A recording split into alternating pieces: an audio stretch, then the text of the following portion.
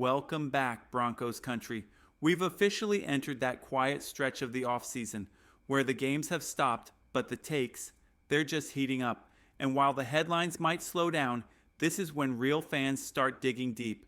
The bold predictions come out, the debates fire up. So let's ride that wave. Today I'm dropping 3 bold Broncos predictions for the 2025 season. The kind of takes that live in the space between real possibility and wild ambition.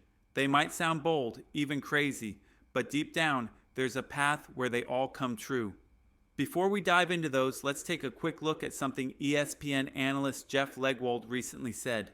After Denver snapped its painful 8-year playoff drought last season, powered by a dominant defense, many around the league assumed the Broncos would load up on offense, add more weapons, build around Bo Nix, but that's not what happened. Instead, Denver doubled down on defense. And honestly, that choice says a lot about what this team believes in. Now, I'll say this. I don't fully agree with the take that Denver needs more offensive stars. This team was young last year. Young, fast, and hungry. They've already got playmakers. They just need time to grow. So here's what I've got for you today. 3 fearless predictions for the 2025 season. 2 on offense, 1 on defense. And my personal goal? If I hit 2 out of 3, I'll call that a win. Let's get into it. All right, Broncos country. Before I drop my first hot take, I want to hear from you. Drop your boldest Broncos prediction for the 2025 season in the comments. Go as wild as you want. Bo Nix for MVP. Defense leads the league in sacks. Whatever it is, throw it down below. I want to see at least 50 takes lighting up that comment section. Let's see who's riding bold with me.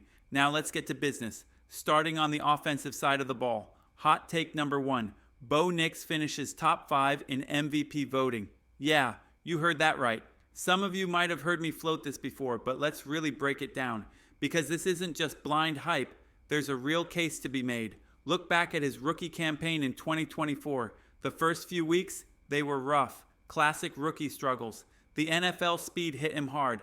The decision-making had to catch up. But starting around week 5, something changed.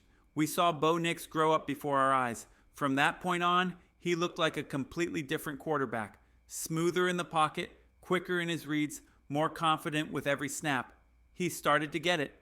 He wasn't just learning Sean Payton's offense, he was mastering it. The kid who dominated college at Oregon, he started to bring that fire to Sundays. Now let's talk about what ESPN thinks. Their 2025 projection, 4,000 yards, 27 touchdowns, 12 picks. Not terrible. But honestly, it's way too low. You're telling me that in year 2, with a more polished offense, a better run game, the addition of Evan Engram, and a maturing receiving core, that's all Bo's going to do? No way. This isn't just about stats. It's about presence. It's about leadership. If Nix builds on what we saw late last season, there's a real path to the MVP conversation. Not just as a dark horse, but as a legitimate contender. He's got the coach. He's got the weapons. Now it's time to unleash it. Let me say this loud and clear. If you honestly believe Bo Nix is going to regress in year 2 under Sean Payton, you're out of your mind.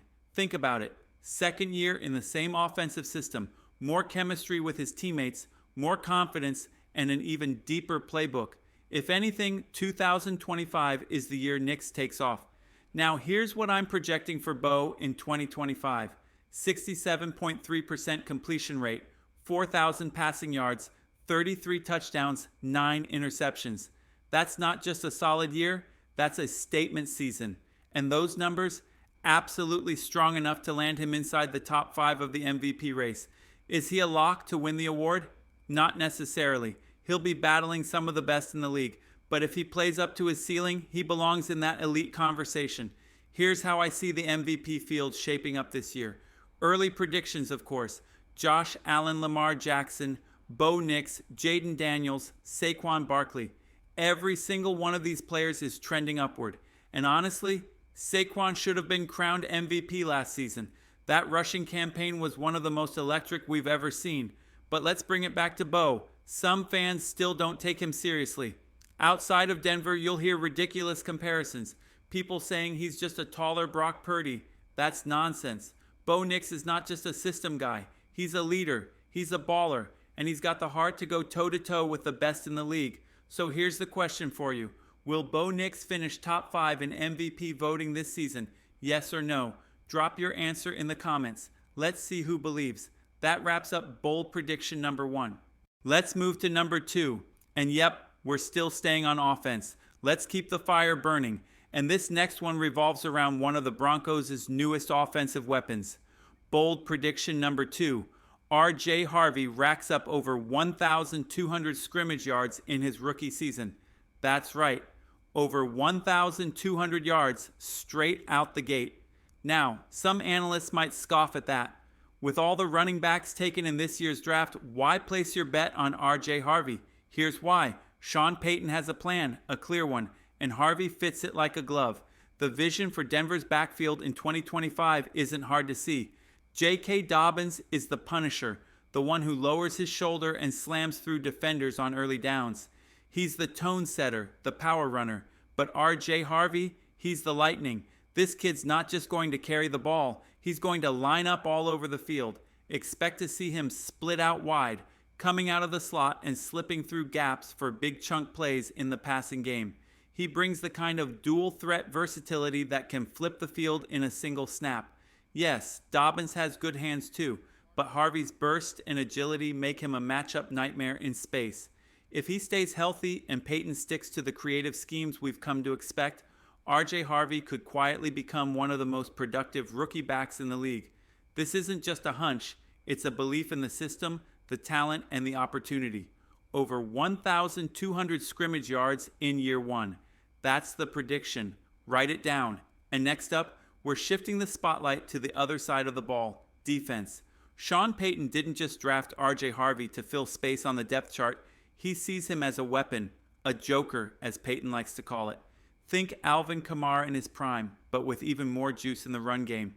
And honestly, that comparison isn't a stretch. When I look at the rookie backs across the division, Ashton Jeanty, Omarion Hampton, and Harvey, it's Harvey who has the clearest path to a breakout year. Not because the others aren't talented, but because of where he landed, in one of the most creative offenses in the NFL, under one of the smartest minds in football. Let's be real. Most of these teams will use a committee approach in the backfield. Najee Harris is still getting touches in LA, and Raheem Mostert remains a threat in Miami. So expecting any rookie to clear 1,000 rushing yards outright might be pushing it. But Harvey doesn't need 1,000 rushing yards to shine. He's going to be a true dual threat. Dangerous in space, versatile in motion, and used in a variety of ways that'll make defenses sweat. Here's my full prediction for Harvey's rookie stat line. 229 carries, 962 rushing yards, 6 rushing touchdowns, 31 receptions, 291 receiving yards, total 1,253 scrimmage yards. That's a huge year for a rookie, and one that sets the tone for the future of Denver's backfield. So let me ask you, out of the rookie running backs in the division, Ashton Jeanty, Omarion Hampton, or Harvey, who are you riding with? If you're rolling with Harvey, type RJ in the comments. If not, tell me why. Now let's shift gears to the final hot take, and it's time to talk defense. Hot take number 3. The Denver Broncos will allow fewer than 17 points per game in 2025. Last season, Denver ranked 3rd in the league in points allowed per game, only trailing a couple of elite defenses, including the Chargers. And here's the wild part. We haven't even seen the full power of what this Broncos defense can become. The Broncos defense wasn't far off the best in the NFL last year, just 6 points behind the Super Bowl champion Philadelphia Eagles. That gap, it's closing fast.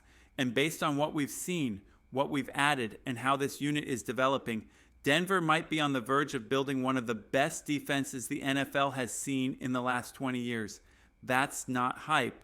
That's what the numbers and the talent are pointing toward. On paper, this is the most complete defense in the league. But now, the real question emerges. How good can great become?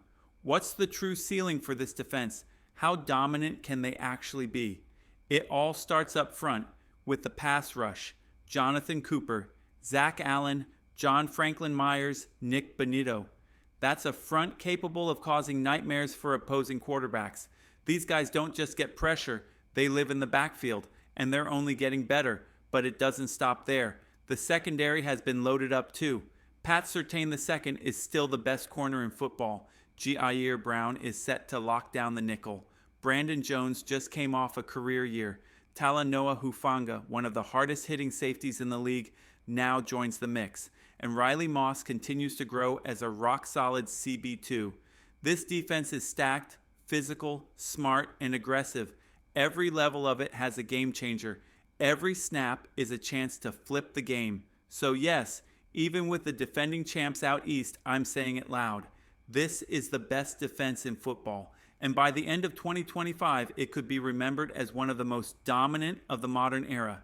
That wraps up the 3 bold Broncos predictions for the 2025 season.